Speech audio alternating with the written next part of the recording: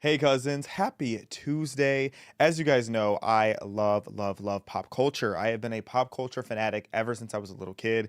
And part of that was my mom worked at a factory where they would do magazines and books and all this stuff. And I remember being a little kid, and one of my favorite types of magazines to read were the pop culture ones. So you think this is around. I was what? I was under the age of 10. So I'm talking like 8 years old. It's 2004. And what do I remember so vividly from that era? I remember Britney Spears and Kevin Federline. They had one of the most chaotic, hot mess marriages ever that ultimately led to a lot of Britney Spears's notorious downfall. Well, now, after 2 decades, everybody has moved on with their life and in the world. But the person who seems to not be able to move on is Kevin Federline, who I just learned has published a book. He has published a memoir about his time with Britney Spears because he saw that she was at her lowest and why not go dig for more. So we're going to be reading him for filth today.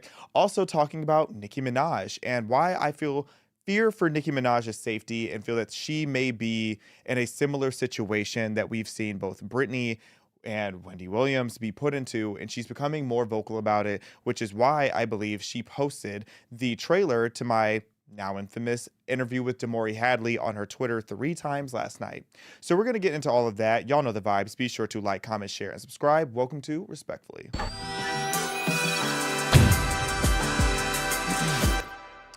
So yes, it has not aired yet. We pre-recorded today, but I went on the Piers Morgan show, made a long-awaited return, and I spoke after Kevin Federline. I'm not going to air out too much of what we talked about there because I want you guys to see it first, but just let it be known it got real messy. And I'm glad that it did. I read Kevin Federline for filth because I'm honestly really disturbed by the fact that he's even back in headlines at a time where if you've seen any recent content from Britney Spears, you can tell she is struggling with something.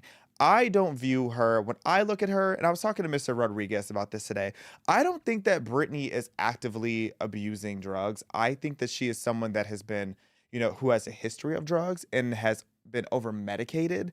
And that's what she strikes me as today. And again, so much of that and so much of her infamous crash out, the crash out of all crash outs, started with the whole Kevin Federline beef, or not beef, marriage that turned into a beef. So their history, if you don't remember, because y'all know Country Will in the back as well. Country Will didn't even know who Kevin Federline was. And it's so funny because I forgot he existed until this whole debacle started again. But they were married from about 2004 until 2007.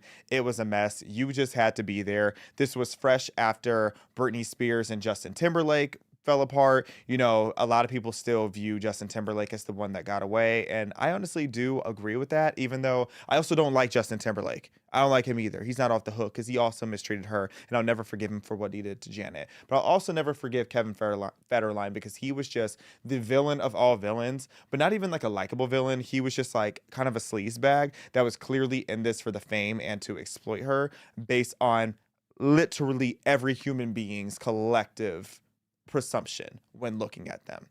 Now, their breakup was really, really bad. As you guys know, 2007, it was around when they got divorced. She had a very horrific meltdown, which some of my younger audience may not remember. 2007, Britney Spears has shaved head, horrifically shaved head. She is hitting cars with Now, y'all didn't have to do my girl like that. She going through enough right now. But Country Will, I know that was you. But that being said, she notoriously was hitting paparazzi like with umbrellas. It was just a lot going on. Like, this photo was my screensaver at one point when I was a little kid. I'm not even joking. Like, this, you just had to be there. Everybody was there. You just had to be there. But the meltdown was so bad that eventually people were so happy that she left Kevin Federline that as much as I don't like Rosie O'Donnell or The View, this moment lives in my head rent-free, and you have to see it. I know, but it's the biggest news in the country, ladies and gentlemen. Britney Spears is leaving K-Fed!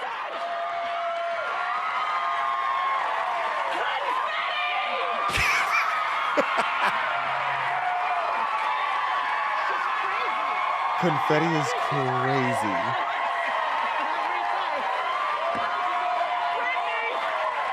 This looks so archaic.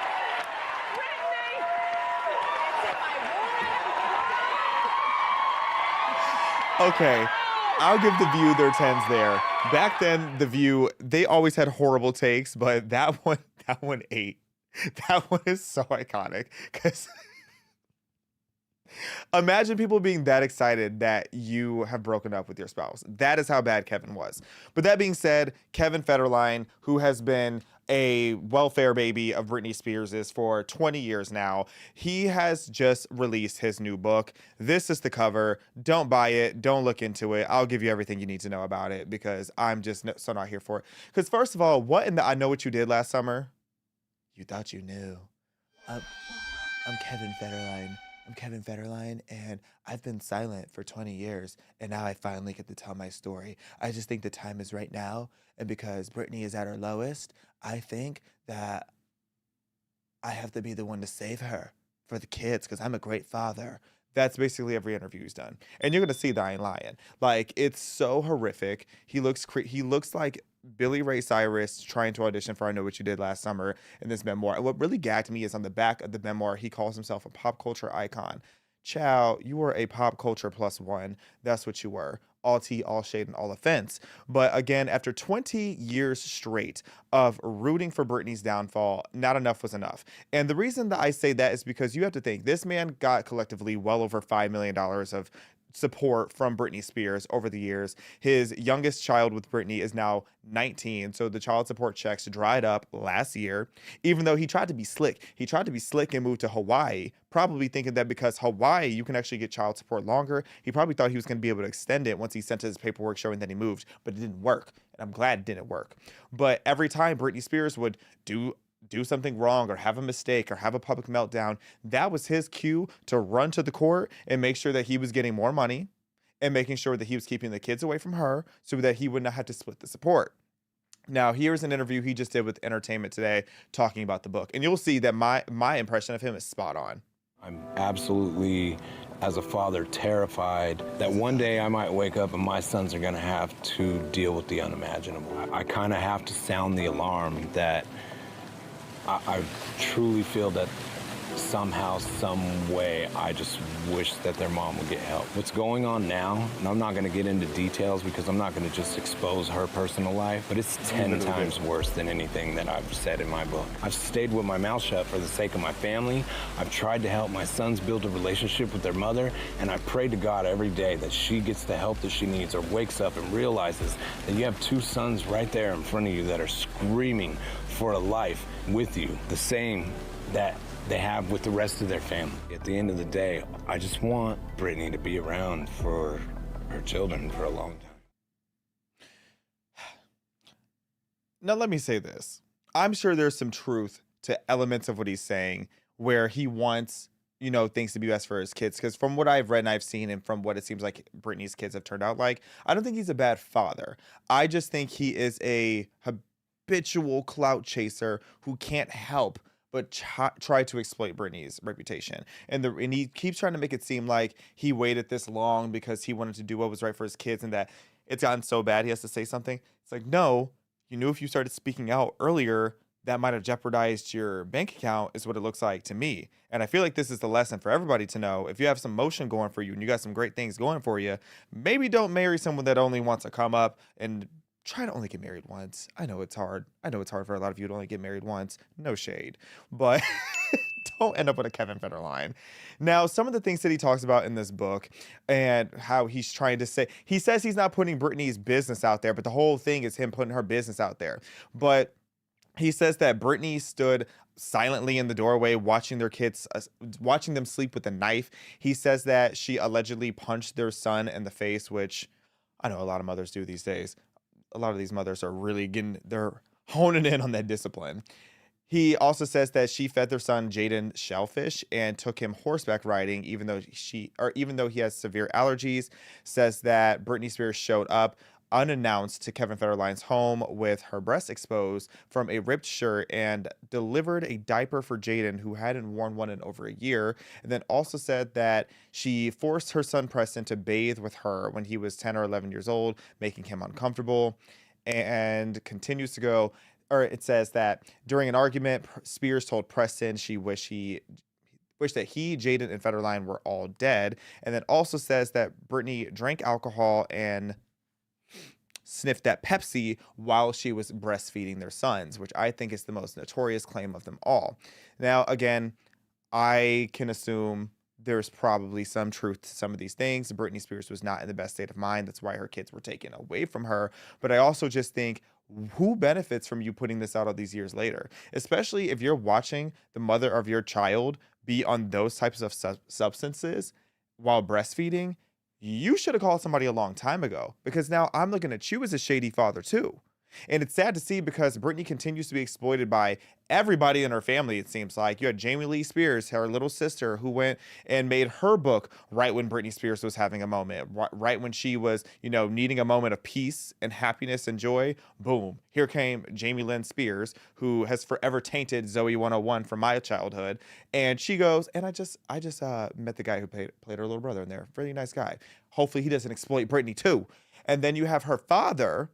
Her father, I would need a whole episode dedicated to why I don't like that man, and the way he was getting so much of her money well into her adulthood, while simultaneously allegedly not allowing her to basically exist in peace. That conservatorship was very notorious for how bad it was.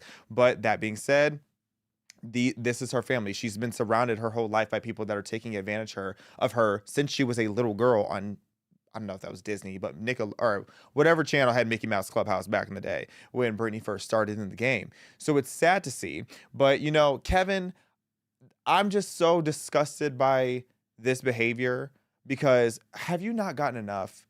$5 million in child support, that wasn't enough over the years. You have made a full-time career of being Britney Spears' ex. At some point, you have to move on. And he wants to claim that this is all about me wanting to make sure that Britney's okay. I don't want her to lose her life.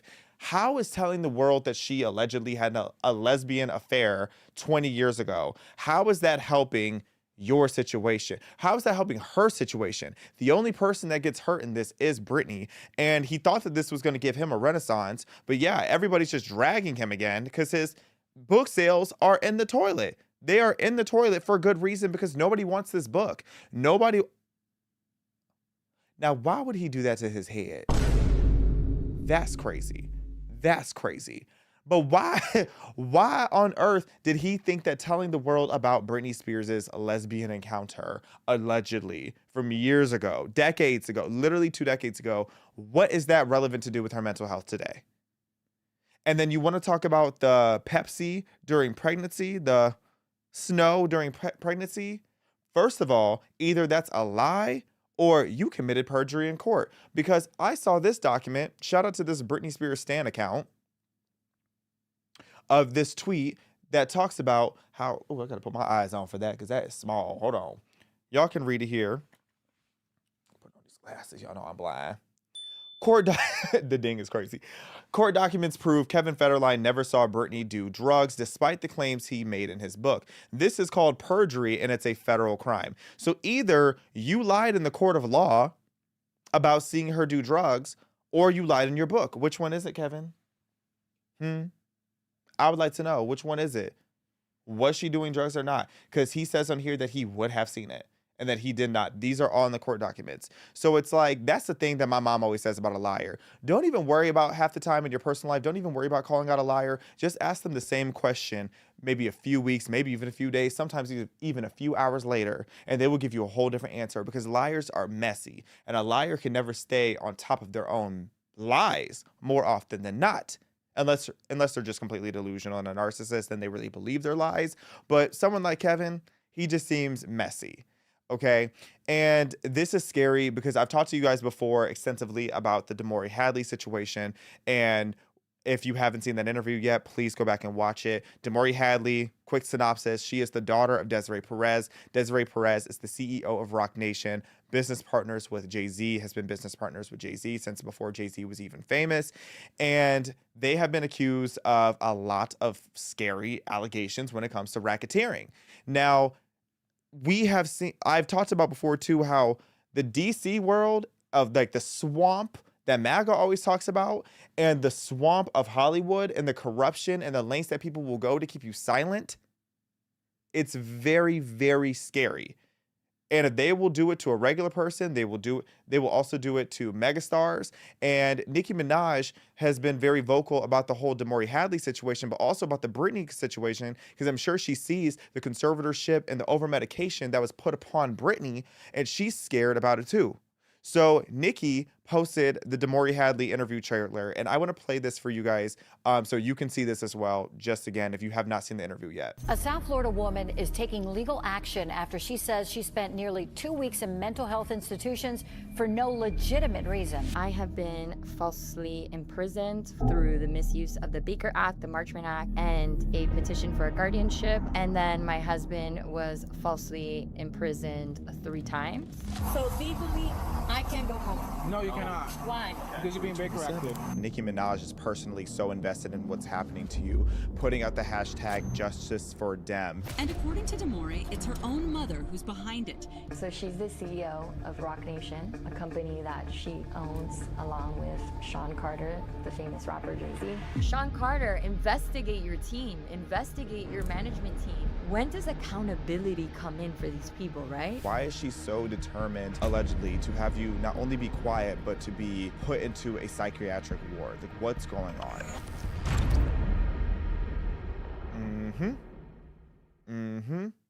I've said it before and I'll say it again. People are not paying enough attention to the Damari Hadley story. The reason why a lot of major outlets won't talk about it is because they're paid to not talk about it, allegedly, and for entertainment purposes.